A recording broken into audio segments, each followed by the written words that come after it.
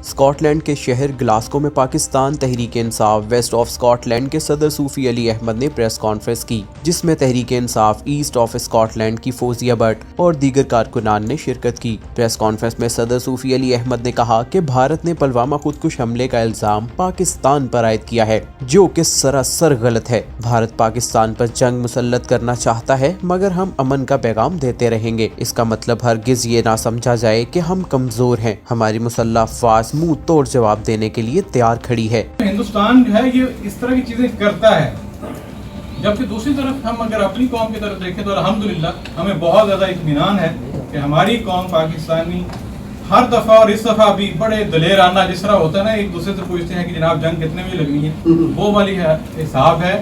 ہم اپنے طور پہ قوت ایمانی ہے اور ہمیں پتہ ہے کہ ہماری افواج دنیا کی بہترین فوج ہے۔ پاکستان اور انڈیا ایٹامک پاور ہے، اس بدلے ہوئے حالات میں ہمیں اپنی حکمت عملی کو تبدیل کرنا ہے، اور اس تبدیلی کے ضمن میں اس میں تو کوئی شک ہی نہیں ہے کہ کشمیر میں ہونے والے ظلم اور بربریت کی مثال پوری دنیا میں نہیں ملتی۔